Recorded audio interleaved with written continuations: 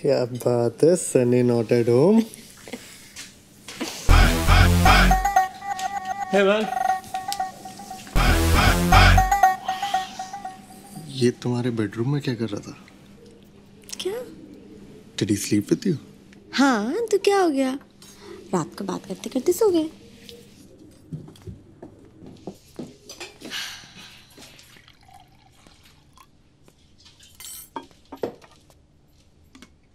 Sunny, will you give us 5 minutes? हाँ sure यार. I'll be in the bedroom.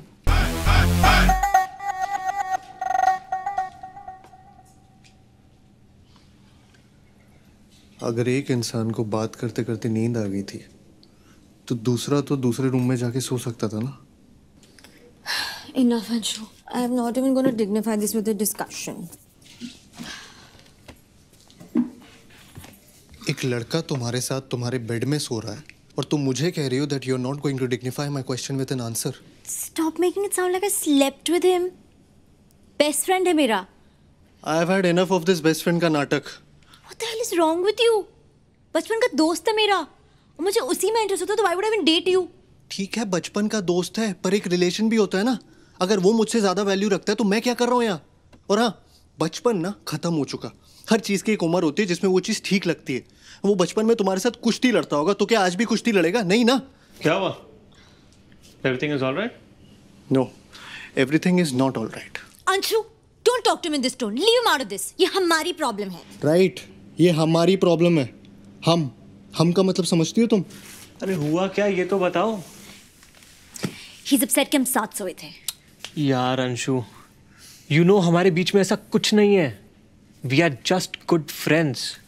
इतना तो ट्रस्ट करना चाहिए तुझे चीकू को. Exactly. तुम्हें सीरियसली समझ में नहीं आ रहा और you guys are just playing dumb.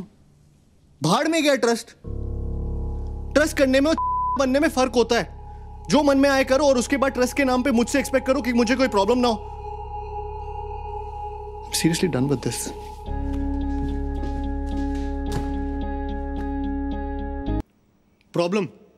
Problem ये है कि वो लड़की है। और क्या प्रॉब्लम है? 3, 2, 1। प्रॉब्लम ये है कि हम चाहते हैं हमारी लाइफ में कोई प्रॉब्लम ही ना हो, लेकिन अगर हमारी लाइफ में कोई प्रॉब्लम ना हो तो ये उनकी लाइफ की सबसे बड़ी प्रॉब्लम है। बेसिकली हर लड़की की लाइफ में एक उम्र आती है जब उसे रियलाइज होता है कि अब उसकी लाइफ एक ड्राइवर, एक बॉडीगार्ड, एक नौकर और एक एटीएम के बिना नहीं चल सकती। और अब हर लड़की इतना सब कुछ तो अफोर्ड कर सकती नहीं ना, तो लड़कियां ढूंढती है बॉयफ्रेंड, ट्राई पे रखती, काम पर रखती हो, काम अच्छा लगे तो नौकरी, परमानेंट, शादी में सबसे इंपॉर्टेंट चीज क्या होती है? मांग भरना। और आदमी को तो काम है औरत की हर मांग भरना। अबे नौकरी जाने का पेपर वर्क भी खत्म नहीं होता, लड़की गायब। ऑफिस वाले इतनी जल्दी आई कार्ड नहीं मांगते जितनी जल्दी ये तलाक मांगती है। बेसिकली अगर एक बार भी लड़की को पर्स में हाथ डालना पड़ गया यानी गायब। पर्स में तो इनके मिस्टर इंडिया वाली घड़ी रखी होती है, साला हाथ डालो गायब।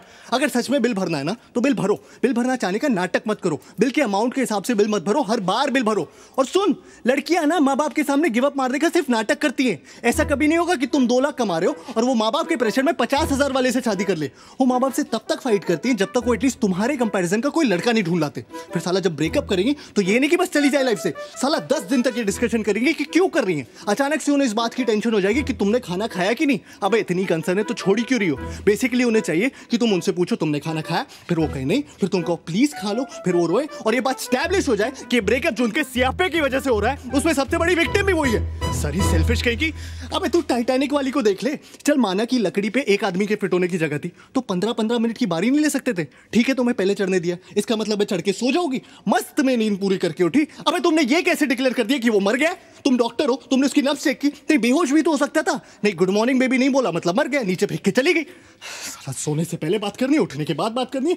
भाई दिन पूरा नहीं पड़ता क्या कि आदमी सोने से पहले 2 मिनट चैन से लेट नहीं सकता क्या? और क्या है ये टॉक मी टू स्लीप? और चलो इन्हें सुलाने के लिए मैं वो भी करने को राजी हो जाऊं, लेकिन सोते सोते रात रात में ऐसी कौन सी भयानक घटना घट जाती है कि उठने के साथ ही इन्हें फिर से बात करनी है। बीबी 1 घंटा हो गया तुम्हारा फोन नहीं आया। अबे आधा घंटा तो मुझे खुद को जगाने में लग जाता है। फिर आदमी हगता है, ब्रश करता है, नहाता है, शुरू हुए दिन के बारे में सोचता है। हर आदमी का फंडामेंटल राइट है हगते हुए सोचना, लेकिन ना इन्हें तुमसे तब भी बात करनी है। भाई शादीशुदा आदमी हमेशा ऑफिस के लिए लेट क्यों हो रहे होते हैं?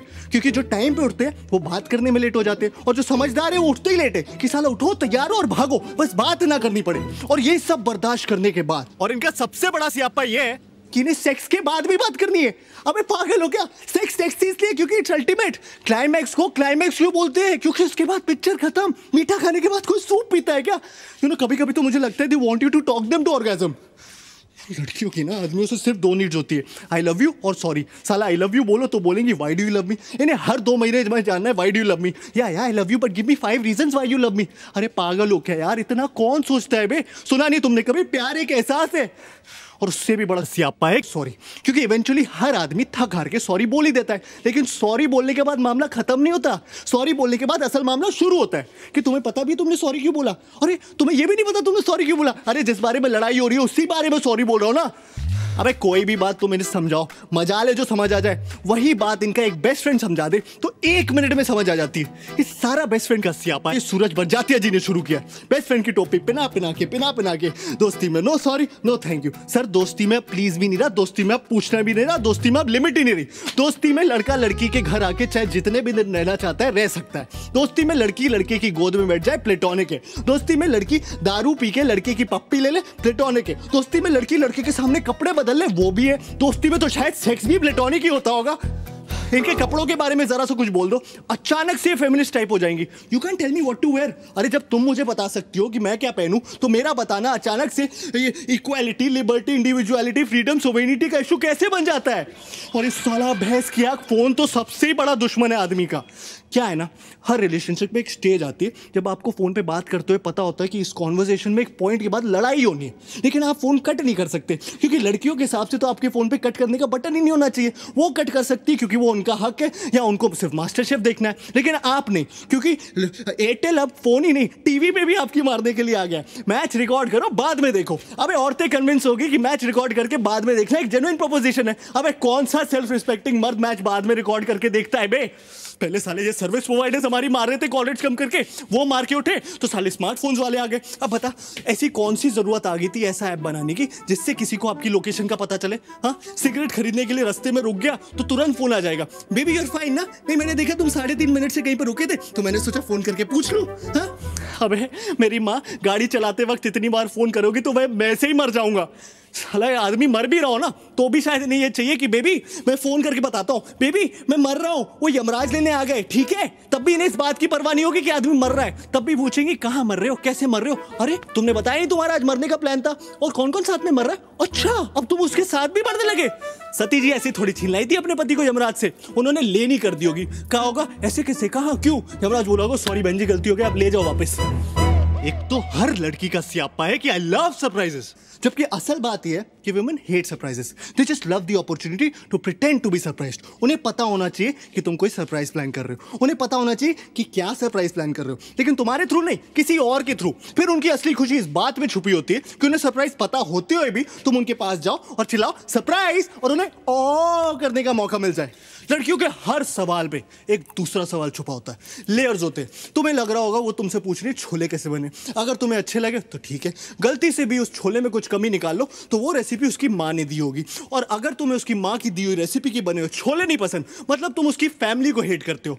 लड़कियों को ऐसा क्यों लगता है कि उनके माँ बाप भगवान का रूप है। अगर तुम लाइफ में कुछ भी सीख सकते हो तो वो उसके माँ बाप से ही सीख सकते हो। और हाँ, वो तुम्हारे माँ बाप के बारे में कुछ भी बोले कोई टेंशन नहीं, तुम उनके माँ बाप के बारे में जरा सीख लाइन बोल दो तो 3rd और 4th वर्ल्ड वॉर दोनों एक साथ हो जाए। हाँ, तुम मेरी माँ को मैनिपुलेटिव बोलो कोई टेंशन नहीं, मैंने तुम्हारी माँ को जरा सा टच ही क्या बोल दिया, इतनी टच हो जाती है बाय गॉड कि हफ्तों तक टच करने को ना मिले।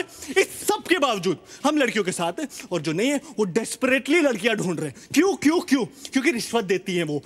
Bribe is an institution started by women, क्योंकि इनके पास जो देने को रिश्वत है वो कभी खत्म नहीं होने वाली और हम साले रिश्वतखोर अपनी मराए जा रहे हैं। इससे तो अच्छा साले अपने हाथ से शादी कर लो।